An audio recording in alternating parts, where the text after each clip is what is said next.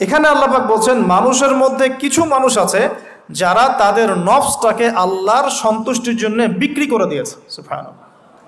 মানে তাদের জীবনের মূল থিমটাই হচ্ছে আল্লাহ পাকের সন্তুষ্টি অর্জন করা। কোনো কিছুকেই তারা আল্লাহর সন্তুষ্টির উপর প্রাধান্য দিবে না। যদি কোটি টাকার অফার আসে হারাম, সে সেটা রিজেক্ট করবে, আল্লাহ নারাজ হবে। একটা সুন্দরী মেয়ে যদি জেনার অফার করে, সে রিজেক্ট করবে, কারণ সে আল্লাহকে ভয় করে। সে আল্লাহ পাকের জমিনের উপরে গায়রুল্লাহ বা কুফফারদের তাগুতদের কোনো লজ ইমপ্লিমেন্ট করতে পারবে না, কারণ সে আল্লাহকে ভয় করে। সে ইকোনমিক লাইফে হালাল হারামের পরোয়া করে চলবে, কারণ সে আল্লাহকে ভয় করে। সে তার পরিবারে পর্দা এস্টাবলিশ করবে, বিকজ সে আল্লাহকে ভয় করে। মানে আল্লাহ পাকের সন্তুষ্টির জন্য নিজের নফসটাকে, জান মাল সবকিছুকে বিলিয়ে দিয়েছে। এই মানুষগুলোর সম্পর্কে আল্লাহ বলছেন ওয়াল্লাহু রাউফুম বিল ইবাদ। এই মানুষগুলোর প্রতি আল্লাহ পাক রাউফ হবেন, কোমল নরম সফট হয়ে যাবে। সুবহানাল্লাহ। কোমল নরম সফট মানে কি? কিয়ামতের মাঠে ডাকা হবে, এই গুনাহগুলো করেছিলে? জি আল্লাহ, আমি এই গুনাহগুলো করেছি। আল্লাহ পাক পর্দা দিয়ে দিবেন। পর্দার পরে বলবেন যে দুনিয়াতে তোমার এই গুনাহগুলো আমি গোপন করে রেখেছিলাম, আজকেও সবগুলো গোপন করে দিলাম, জান্নাতে চলে যাও। আল্লাহু রাউফুম বিল ইবাদ। আল্লাহ পাক তার বান্দার প্রতি রাউফ, কোমল হবে। দুনিয়াতে রাউফ কেমন? যে কোনো বিপদ আপদ বালা মুসিবতে সেই ব্যক্তি হাঁটু করে আল্লাহর কাছে চাবে, আল্লাহ আমার এই সমস্যা, আল্লাহ আমার এই সমস্যা, আল্লাহ আমার এই সমস্যা। আল্লাহু রাউফুম বিল ইবাদ। আল্লাহ পাক ওই বান্দার প্রতি সফট, কোমল হয়ে যাবে। এগুলোর অনেক প্রমাণ আমি আমার জীবনেও পেয়েছি। এগুলো আমি পাবলিকলি বলতে পারবো না, আর আপনি ব্যাখ্যাও করতে পারবো না। আর এমন কিছু বিষয় আছে যেগুলো আসলে মানুষকে বলেও বোঝানো যায় না। বড় বড় স্কলারদের কিতাব এখন যখন পড়ি, তারা বলেন কি বলবো, তোমরা তো বুঝবেই না। মানে এমন একটা লেভেলে মানুষ চলে যায় যে ওই লেভেলের কথা সবাইকে বোঝানো যায় না। কিভাবে বলবো, কিভাবে ব্যাখ্যা করব, কোন আবেগ নিয়ে আসবো, কোন শব্দ নিয়ে আসবো, আমি আপনাকে বোঝাতে পারবো না। এরকম একটা অবস্থান থাকে। একজন সাহাবীর নাম বলি, আলী ইবনে আবি তালিব রাদিয়াল্লাহু আনহু। আপনি তার পুরো জীবনী পড়লে তাকে খুব সফট পাবেন, নিজেকে গোপনকারী পাবেন, খুব বেশি উচ্ছ্বাস প্রকাশকারী পাবলিক ফিগার। হ্যাঁ, এই যে আমরা শো অফ, নিজেকে জাহির করা, আপনি পাবেন না তাকে। এবং তিনি শেষ জীবনে কি বলেছেন জানেন? শেষ জীবনে বলেছেন যে যে জ্ঞান আমি নবী সাল্লাল্লাহু আলাইহি ওয়াসাল্লামের কাছ থেকে পেয়েছি, সেগুলোকে সুষ্ঠুভাবে বন্টন করার মতো কাউকে পেলাম না জীবনে। মানে একটা লেভেল থাকে মানুষের আল্লাহ পাকের মারিফত লাভের, যে লেভেলে গিয়ে মানুষ সবার সাথে আমভাবে কিছু বলতে পারে না। তো আমি ওই লেভেলে কিছু ফিল করছি, কিছু নির্যাস পাচ্ছি যে আমি আপনাকে বুঝাতে পারছি না। যাই হোক, আল্লাহ পাক রউফ মানে এত সফট হবেন, জীবনের যে কোনো পদে আপনি আল্লাহকে ডাকবেন, আল্লাহ আপনার ডাকে তাৎক্ষণিক সাড়া দিবেন ইনশাআল্লাহ। ইনশাআল্লাহ, ইনশাআল্লাহু আযজা ওয়া জাল। এখন পাতাগুলো ঘাটলে আমরা প্রথম এইরকম কোন মানুষকে পাই যারা নিজের নফসটাকে আল্লাহর জন্য উৎসর্গ করে দিয়েছেন? এক নাম্বার পাচ্ছি আমরা আমাদের আদি পিতা আদম আলাইহিস সালাম। আজকে ডিটেলস আয়াত বাই আয়াত বলার সময় পাচ্ছি না, তবে আমি সামারি বলছি, আপনারা একটু বাসায় পড়ে নেবেন। আদম আলাইহিস সালামকে আল্লাহ রাব্বুল আলামিন নিজের হাত দিয়ে সৃষ্টি করেছেন। সুবহানাল্লাহ। এখন আল্লাহ পাকের হাত কি, কেমন, কিভাবে ব্যাখ্যা করতে পারবো না, এবং এই ব্যাখ্যা করা আমাদের জন্য জরুরি নয়। আল্লাহ পাক যা বলেছেন বাস, কোনো কিছুর সাথে সাদৃশ্যপূর্ণ নয়, কোনো কিছুর এক্সাম্পল তার সাথে শোভনীয় হবে না। জাস্ট আল্লাহ পাক বলেছেন খলাকতু বিয়াদাই, আমি আদমকে সৃষ্টি করেছি আমার দুই হাত দিয়ে, বাস এই পর্যন্ত ফুল স্টপ। এগুলো হচ্ছে কোরআন সুন্নাহর কিছু মূলনীতি। আল্লাহ পাক বলেছেন আর রহমান আলাল আরশ ইস্তাওয়া, রহমান আরশের উপরে সমুন্নত। কোন হালতে কি অবস্থায় আছেন ব্যাখ্যা করতে পারবো না, দরকার নাই, ফুল স্টপ। আদম আলাইহিস সালামকে সবচেয়ে বড় যে নেয়ামত আল্লাহ পাক দিয়েছেন সেটা হলো আদম আলাইহিস সালামকে আল্লাহ পাক তার পক্ষ থেকে ইলম শিক্ষা দিয়েছেন। সুবহানাল্লাহ। আল্লাহ পাক প্রথমেই তাকে সৃষ্টি করে ফেরেশতাদেরকে দিয়ে সিজদা করার নাই। আল্লাহ পাক তাকে আগে জ্ঞান শিক্ষা দিয়েছেন। সূরা বাকারা শুরুর দিকে আছে ওয়া আল্লামাল আদামা আসমাআ কুল্লাহা, আমি আদমকে যত রকম জ্ঞান আছে, আসমাআ কুল্লাহা মানে যত রকম নাম এবং জ্ঞান আছে সবই শিখিয়েছি আদম আলাইহিস সালামকে। উম্মাহ আজকে পিছিয়ে পড়েছে আদম আলাইহিস সালাম এই মহামানবের জ্ঞানতাত্ত্বিক সুন্নত না নিয়ে। আজকে আমরা লেকচার শুনতে চাই, ইউটিউব ফেসবুক থেকে দিন শিখতে চাই, আমরা জ্ঞান অর্জন করতে চাই না। আপনি একটা লেকচারে ডাকেন, আপনি 2-3 লাখ লোক পাবেন, বাংলাদেশেই তো হচ্ছে 2, 3, 4, 5 লাখ লোক, কিন্তু আপনি 5 লক্ষ লোককে 6 মাস একটা সিস্টেমেটিক সিলেবাস দিয়ে পড়াশোনা করতে বলেন, দে উইল ডিনাই। শুরু করে দেন, দেখবেন তার মধ্যে 10 জন বাকি আছে, বাকি সবাই রিজেক্ট করেছে। উম্মার সবচেয়ে বড় সমস্যা এখন, ইয়াংদেরকে স্পেশালি বলছি, জ্ঞানতাত্ত্বিক রেভলিউশনের ঘাটতি আছে।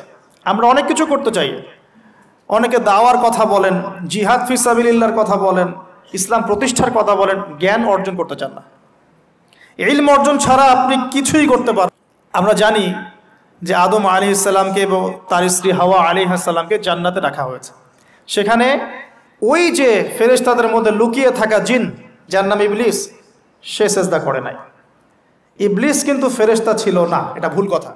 ইবলিস কানা মিনাল জিন্নি ফাফাসাকা আন আমরি রাব্বিহি, ইবলিস ছিল জিন জাতির একজন যে তার রবের আদেশকে লঙ্ঘন করেছিল। ইবলিস ফেরেশতা ছিল না, এটা ভুল কনসেপ্ট।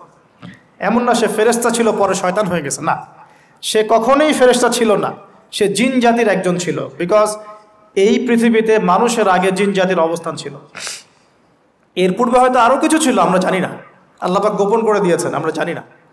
এখন ইবলিস সেজদা করেনি কেন?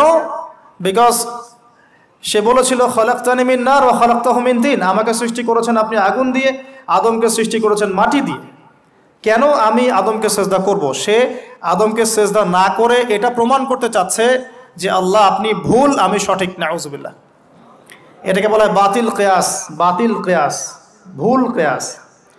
এবং শুধু তাই না, আল্লাহ রাব্বুল আলামিন তাকে ওয়ার্ন করার পরেও সে কিন্তু ইউটার্ন করে তওবা করে ফিরে আসে নাই। সে তার মতের উপর অটল ছিল।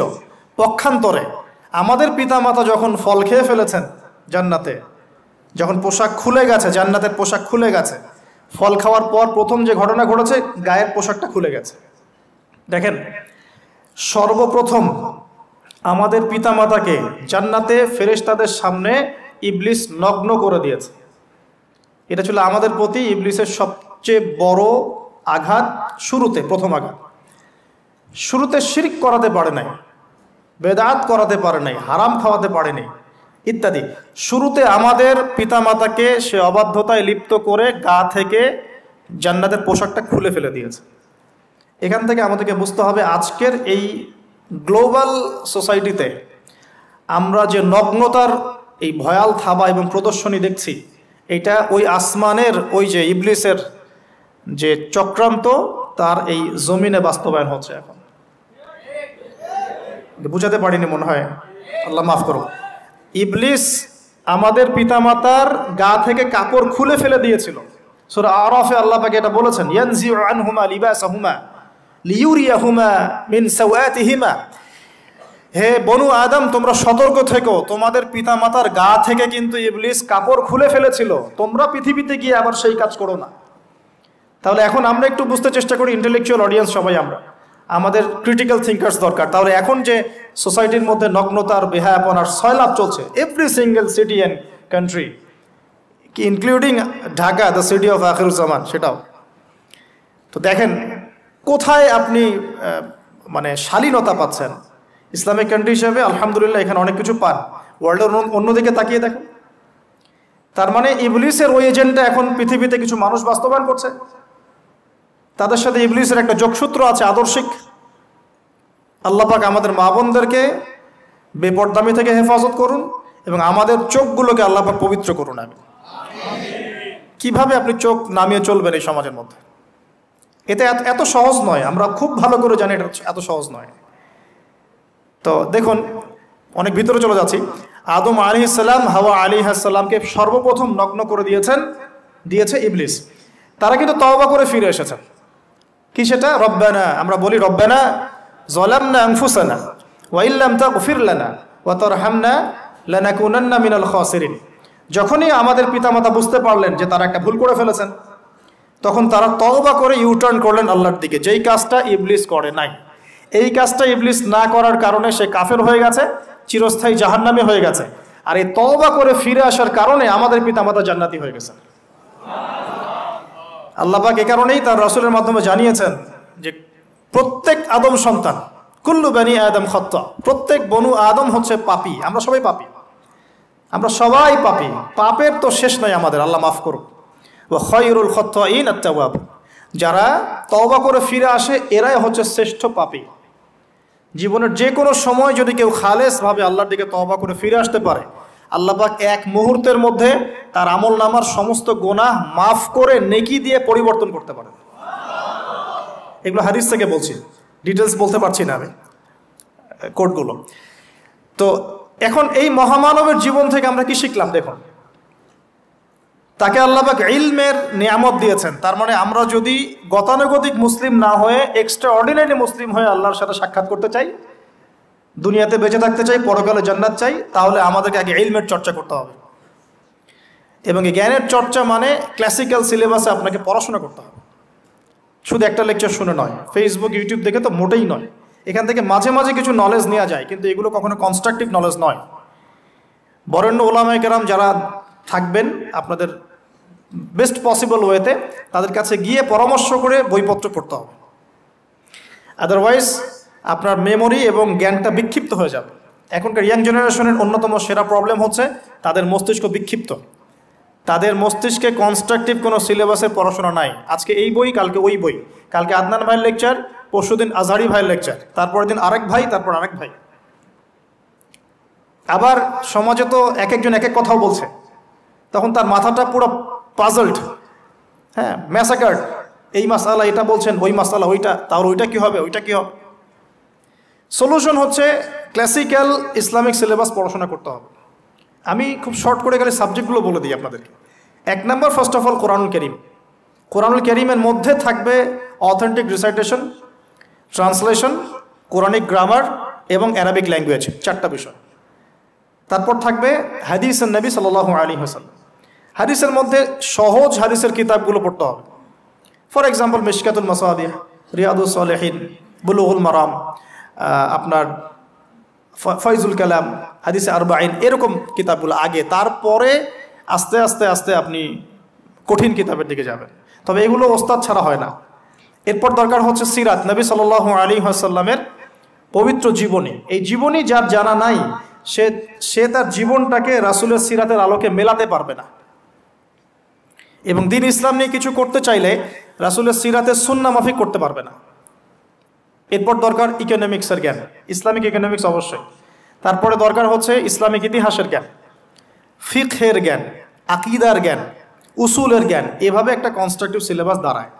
তারপরে গিয়ে একজন মানুষের জ্ঞানটা পাকাপোক্ত হবে। সময় লাগুক না, 10 বছর, 15 বছর, 20 বছর। আমরা দোয়া করি আল্লাহর কাছে, আল্লাহ পাক আগামী পুরো 20 বছর আমাদেরকে পড়াশোনা করার তৌফিক দান করুন। পড়তে থাকবো। আমাদের বেশি কথা বলার দরকার নেই, পড়তে থাকবো, জানতে থাকবো। এখন তাহলে আমরা আজকে প্রথম একটা লেসন পেলাম, গতানুগতিক মুসলিম না হয়ে এক্সট্রা অর্ডিনারি মুসলিম হতে হলে প্রথমে এই মহামানবের জ্ঞানতাত্ত্বিক শিক্ষা নিতে হবে, ইলমের মেহনত হবে ইনশাআল্লাহ তাআলা। আল্লাহ পাক আমাদের সবাইকে জ্ঞানের মেহনত করার তৌফিক দান করুন এবং আমাদের পরিবারে জ্ঞান প্রতিষ্ঠার তৌফিক দান করুন, আমাদের বাচ্চাদের মধ্যে সেই জ্ঞান প্রবেশ করানোর তৌফিক দান করুন। আর প্রয়োজন হচ্ছে তাওবাহ, আত-তাওবাহ। আদম আলাইহিস সালাম ভুল করেছেন, আমরাও ভুল করি, কিন্তু শয়তানের পাল্লায় পড়ে ভুল করলেই তার তাবেদারি করতে হবে না, বরং যখনই আমাদের স্মরণ হবে আমরা ইউটার্ন করবো আল্লাহর দিকে তওবা করে।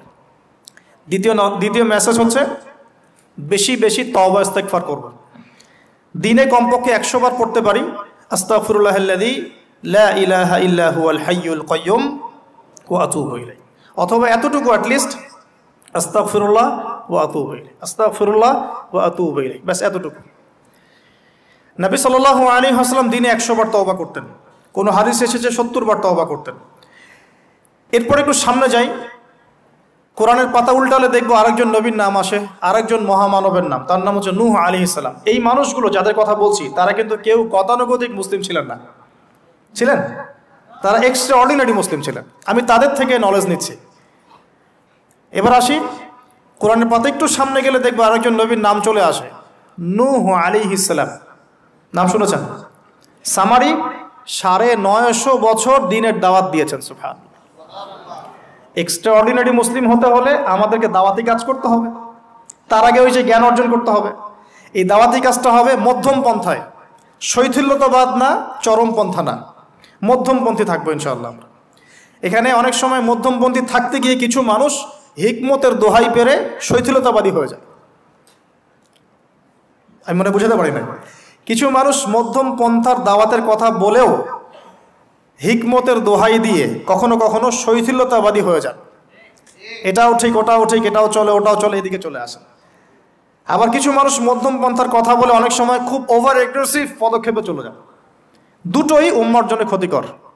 এই জন্যই ক্লাসিক্যাল ওলামায়ে কেরামের সাথে পরামর্শ ভিত্তিক চলাফেরা করা উচিত। তাহলে তারা ডাইরেকশন দিতে পারবেন যে কোনটা এই প্রেক্ষাপটে করা উচিত, কোনটা করা উচিত না। তো নূহ আলাইহিস সালামের জীবন থেকে আমরা শিখছি দাওয়াতের মেহনত করতে হবে। এটা আমি আজকেও শিখলাম নতুন করে। নিজের মধ্যেই মনে হলো যে আমার সামনে যে ভাই গাড়ি ড্রাইভ করছেন তাকে তো দুটো কথা বলতে পারতাম, কেন বললাম না? যে ইমামের পিছনে নামাজ পড়ে আসলাম তাকে তো দুটো কথা বলতে পারতাম, কেন বললাম না? বলতে পারতাম যে ইমাম সাহেব আপনি শুনুন, নবী সাল্লাল্লাহু আলাইহি ওয়াসাল্লাম বলেছেন দুনিয়ার সবচাইতে নিকৃষ্ট চোর হচ্ছে সে ব্যক্তি যে রুকু সেজদা ঠিক মতো আদায় করে না। চুরি করলে চোরের হাত কেটে ফেলতে হয়। যদি কেউ আমার ফোনটা চুরি করে, ইসলামিক লস কি বলছে? তার হাতটা কেটে ফেলতে হয়। আর নবীজি বলছেন সবচেয়ে নিকৃষ্ট চোর সে ব্যক্তি যে ব্যক্তি রুকু সেজদা ঠিক মতো আদায় করে না। তো আমরা এরকম দাওয়াতের অনেক ক্ষেত্র পাই। নিজেও ফিল করলাম যে না, আসলে মনে হয় আমি পরিপূর্ণ দায়ী হতে পারছি না। আমি তো যে বিমানে আসলাম তার কেবিন ক্রুদেরকে দাওয়াত দিতে পারতাম, অ্যাটলিস্ট শালীনতার একটা আয়াত শোনাতে পারতাম যে এই পোশাকগুলো মেয়েদের পরা উচিত নয়।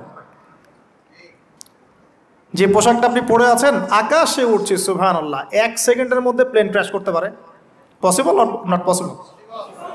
1 সেকেন্ডের মধ্যে। সেখানে আমি কিভাবে আল্লাহর জিকির বাদ দিয়ে বেহায়াপনে লিপ্ত হতে পারি? বিশ্বাস করেন, হয়তোবা আমি একটু দুর্বল মনের মানুষ কিনা জানি না, কিন্তু আমি এয়ারে উঠলে আমার সবসময় ফিকির থাকে লা ইলাহা ইল্লাল্লাহ লা হাওলা ওয়ালা কুওয়াতা ইল্লা বিল্লাহ আস্তাগফিরুল্লাহ ওয়া আতুবু ইলাইহি। মানে আমি মনে হয় যে আল্লাহ পাক ধরে রেখেছেন আমাকে, এটা ফিল করে আল্লাহ ধরে রেখেছেন বলে যেতে পারছি। ওখানে আমরা কিভাবে নগ্নতা প্রদর্শনী করতে পারি, কিভাবে করতে পারি? তো দাওয়াতের অনেক ক্ষেত্র সামনে আসে। আপনার সন্তানকে, আপনার স্ত্রীকে, আপনার প্রতিবেশীকে, ড্রাইভারকে, সবজিওয়ালাকে আমরা দাওয়াত দিতে পারি। বাট আমি মনে হচ্ছে যে আমি আসলে কথাটা বলছি বড় গলায়, আমি এখন নিজেও এটা হতে পারি নাই। আল্লাহ পাক আমাদেরকে হওয়ার তৌফিক দান করুন। নূহ আলাইহিস সালাম